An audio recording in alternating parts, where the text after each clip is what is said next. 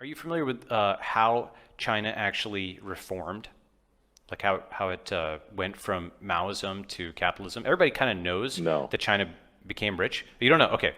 So this is one of the most important stories to know, and there's actually, there's a lot of denunciation of China, and, some of that is merited and whatnot. Certainly, I can be critical of it as well. But it's worth also understanding what they did right and how they leveled up. How did they go from this agrarian communist state where people were literally eating each other and to this basically the number two, maybe number one world power on some dimensions.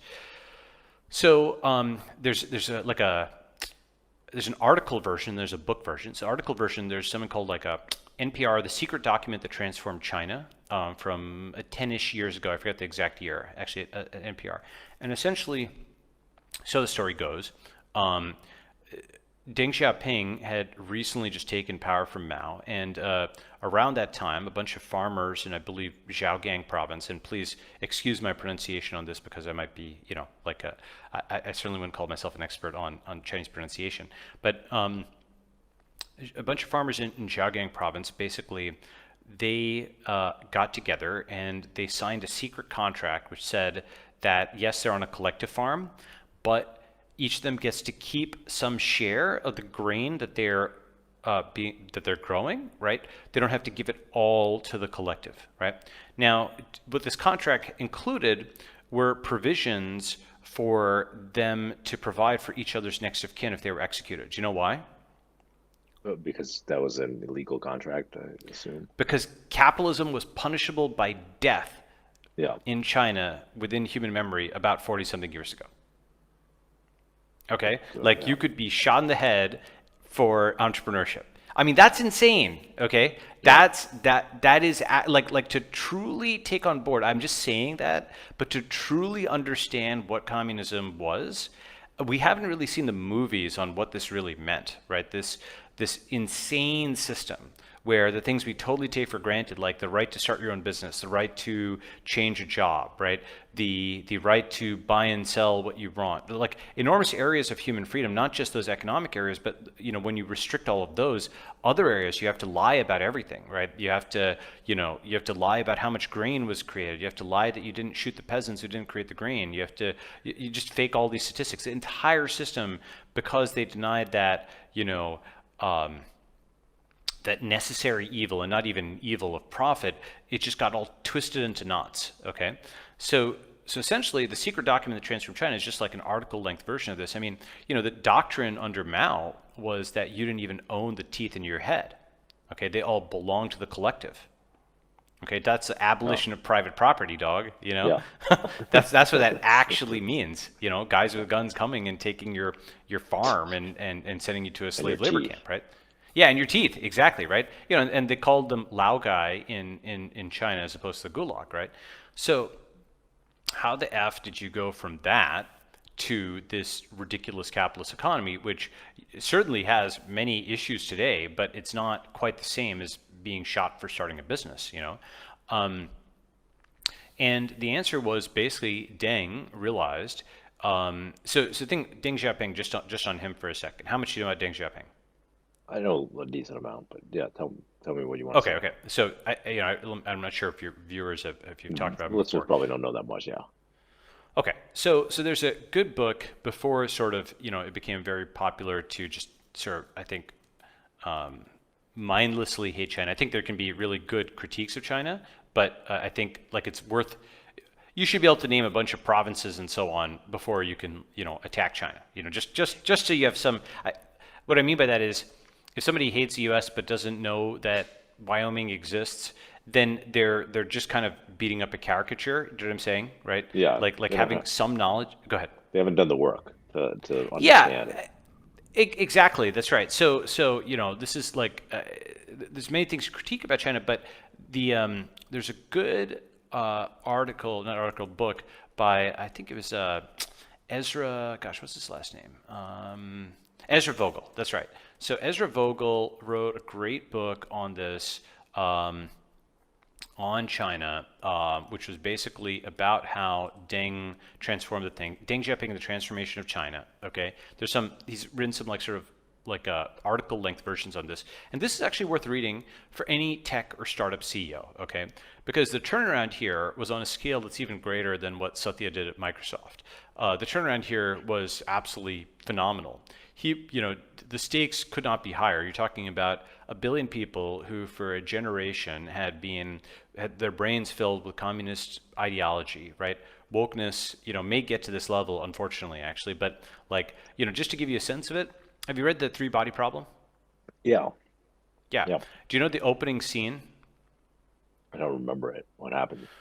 Well, so basically, I won't give away too much here, but it's really worth reading. It really sat with me afterwards. Maybe because I had the historical context, or maybe not. Maybe people thought this was completely fictional, but maybe I realized that it wasn't. The opening scene is essentially, radical young students machine gunning each other on the Tsinghua campus. Okay, and the equivalent of that is, wokes going from canceling each other on Twitter to firebombing each other in different factions on the Harvard campus or the MIT campus. Okay, that's the level that it got to. That's the level it may still get to in the U.S. We don't know. Okay, and the reason I just say that is if you think about how there is now a countervailing force, fortunately. Okay, but if you think about how far we've lurched from 2010 to now, with riots and fires and shooting and COVID and interstate compacts with states like sort of banding together when the federal government isn't, and so on and so forth. With all these things, if you compare the relatively idyllic domestic picture of even financial crisis, let alone pre-financial crisis, foreign policy, different matter, but domestic picture to today, you've come a long way, baby, as the old ads used to say, just in a different direction, right? So we don't know how bad it's going to get. I think it actually could get quite bad. But in China, it got really bad. And so that situation with folks trying to cancel each other with machine guns was what they did before they had the internet. Okay. And so to go from that, how did he do it? Okay, well, first, Deng was actually purged 3 times. I mentioned this in our podcast, but actually that's a real term for cancel. Cancel is the sort of juvenile thing that comes from teenagers complaining about their TV shows being canceled because their actors said something bad, hence cancel culture, right? And it's just sort of this, it's this juvenile way of talking about something very serious, which is purging, right? That was a term that they used in the Soviet Union and the People's Republic, right? So when someone's purged, they were often unpersoned. They're purged to greater or lesser degrees, but usually it was now de facto a crime to associate with them, to even be their family member. You could be suspect.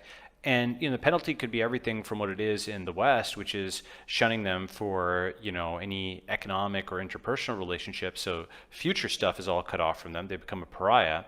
To being jailed and losing life and liberty and or property, right?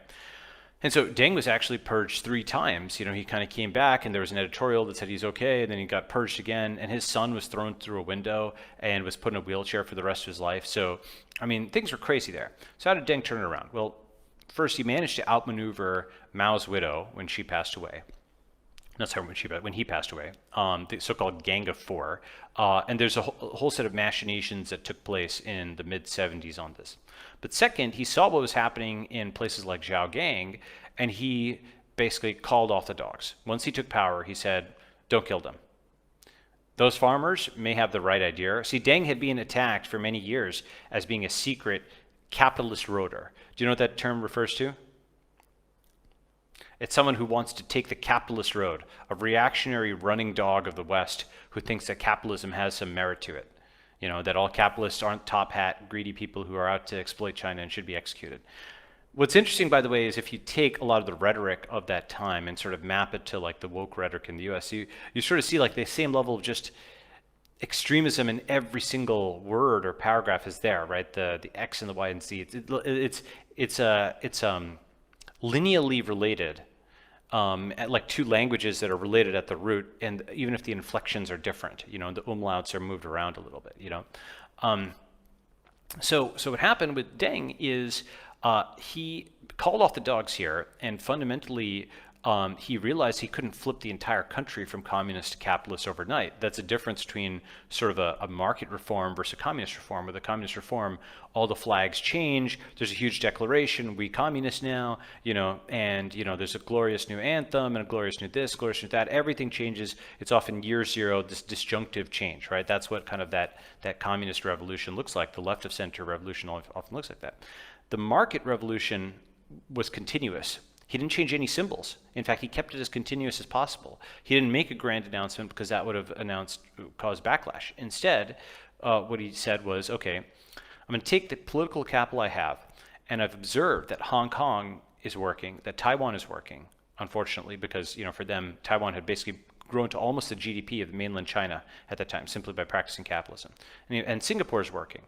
And so he had meetings with Lee Kuan Yew of Singapore, and basically used his political capital to allow for a special economic zone across the causeway from Hong Kong.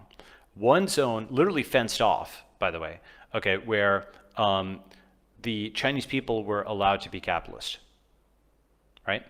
And of course, that was first he had to spend a lot of political capital on that. That was not easy because the equivalent, by the way, and this is the kind of thing that we want to do, the equivalent would be setting up an FDA-free zone in the US. Right. Okay. It's like Oh my completely God. anathema to Yeah. everybody. Let everyone Yeah, all be these people would programmed, freak right? out, and the thing about that is because they think the FDA, or now the FDA now with what it's done over the last year with blocking COVID tests, with going and blocking, now the Johnson & Johnson vaccine where they basically just like killed America's vaccination momentum. Have you seen that graph, by the way? Yeah. The vaccination has It's gone, it's gone sideways completely. they essentially just gave all this ammo to anti-vax people. They killed the momentum of the vaccination because they were so scared of side effects, and this is the only thing that's novel about this is that it's being done in public at a very large scale with everybody aligned as a class versus the poor Alzheimer's patients or whatever just getting punched in the corner with no one to see them. Okay, so normally what happens is the FDA is doing this to all these people who don't have a collective voice. Now there's too many people who are affected by COVID for them to silence and intimidate everybody. Normally that's what they do. So it's very bad, by the way. It's like the best analogy for the FDA would be like, with the TSA, when you go through the aperture, like when you go and get on a plane, and then you come back, like for that duration where you go through the metal detectors and you're in the line and you get off, you don't make any jokes about the TSA. You don't say anything, okay, because you might lose the cost of your flight. In the same way, when you start a biotech company, while you're actually regulated by the FDA, you don't say anything because government truncheons can come down, retaliatory wait times. They have 1,000 ways to screw you for speaking up, to retaliate against you. And that is threatened in many ways, overt and not overt, through the process. So that's why you don't really hear biotech CEOs criticizing it. And then many of them have Stockholm syndrome where they're like, yeah, well, this is the right thing to do. And of course, there's like basically a one-line deconstruction of that, which is with all of this energy on, RCTs, so-called randomized controlled trials, we've done them for everything other than one thing. You know what that is? What is it? The effects of regulation itself. Yes, yeah. Okay. That's interesting, right? Wait a second. How do we even know that this entire process, we haven't RCT'd the process itself? Right. What does iterative medicine look like, right? Well, that What would if be we go unethical back to RCT the process and like just let anything happen. Well, so you can That's what actually they flip would that all say. the way. No, Yeah. they might say that, right? And so I think often with this, you can't just argue around the pole that has been set up. You need to actually start at the other goal line, right? You have to go to the other extreme and basically start at the alternate moral pole. And the alternate moral pole is our body's our choice. Yeah. Okay. Okay. Wait. So Our, so but let me I come agree. back up to the FDA. Okay, wait. I know we Yeah. digressed. Yeah. So I'll pop up the stack, then come back to that. Okay. Is that what you're gonna say? Yeah. Okay, I'll pop the stack. Okay, so the concept of doing a free trade zone in China at that time was of comparable radicalness. Actually, the FDA thing is actually a good analogy because a generation of people had just gotten hit by communism, and so a lot of people were quietly sympathetic to Mao, even if publicly communism was the law of the land, right? So this the FDA in the US has just had a huge decrement in Sympathetic to public. Deng. Yeah, yeah, exactly. Sorry, did I say yeah? A lot of people were sympathetic to Deng because they had just seen 30 years of communism. They're like, okay, That's it's maybe not this working, capitalism, right? yeah, Yeah. that's right. Maybe it could work, right? And or rather, maybe capitalism could work. Maybe the capitalist rotor thing isn't so bad. And one fundamental issue. This also happened in the Soviet Union was that when you have a regime where like something like capitalism is excluded, where an obvious truth is pathologized. There's a guy named Timur Kuran who has a great book on this called Public Lies, Private Truths, right? The social consequences of preference falsification. What happens, there are basically two kinds of people who are capitalists in, the Soviet Union or the PRC. You know who they were? Well, one would be the black marketers, I Oh, assume. we talked about this. Okay, maybe we did talk Maybe about this. or maybe you did. Maybe you said it in another podcast that I listened to. Yeah, yeah, yeah, yeah. That's exactly right. Basically, the two kinds are the sort of academics who are capable of seeing beyond all of their indoctrination and so on to be like, well, yes, it's true that these imperialist running dog capitalist rotors are genuinely evil and so on, but maybe, and I denounce them, unreservedly, et cetera, 15 incantations on that. But maybe prices might be okay in these limited circumstances, right? That was like the extent of discourse. And and then you had the folks who were basically Grand Theft Auto, the black marketeers who lived down to every stereotype the regime promulgated about the ethics of the capitalist. They would cheat you for a loaf of bread. They would basically they're just totally unethical, and they're totally greedy because those are the kind of people, who, when capitalism's criminalized, only criminals are capitalists, right? That's what basically happened in those regimes. So you had this massive excluded middle, and so many people's personal experience of capitalism was what the regime said it was, right? This terrible, terrible version, right? Okay. So, despite all that, the official thing had worked so poorly that people were open for change. And so when Deng did Shenzhen, it just went vertical. It really worked. And then with that political capital, he was able to open up more special economic zones, like I think 3 or 4 more. And those were all just working. And then he just kind of did it for the Eastern Seaboard. And this became, like a policy tool for China, the so-called SEZ, right, Special Economic Zone. And that was exported across East Asia with some success, exported worldwide with less success. But the idea of having different rules for different areas and allowing people to kind of experiment with that's like is our version of like a minimum viable product. That's our version of start small and scale up, right? Like localize the spend. In his case, it wasn't the expenditure of capital, but of political capital, because he had to like basically hold people off from trying to shoot him for reversing 30 years of gains in the great proletarian cultural revolution, blah, blah, blah. Go ahead. So apply that back to what we're talking about with like Twitter and the tech companies today. Yes. How do Okay, they great. go So from let's where pop all centralized the to way back. decentralized? Yeah. Absolutely, absolutely. So the key thing was that Deng realized that if you allowed that farmer to take a cut of their grain, they would produce more. Duh, right? And it's the most obvious thing in the world, and so that led to this gigantic multi-trillion dollar Chinese economy. If we allow people to take a cut of their digital labor, okay, if they can actually monetize for every tweet, for every post, for every action that they take online on these platforms where they currently own nothing, it will have a similar increase. That's why this is such a big deal. Like literally, we're talking the economy of China level scale unlock in terms of digital property rights. When your property isn't just when your teeth aren't owned by the state, right? When you have true property rights, and it's seizure resistant digital property rights. When your following is yours, when you can monetize them, when you can take your homestead and then move it somewhere else, when all of that is cryptographic as opposed to essentially just a row and a table server side, you will see an unlock that is comparable to literally the economy of China.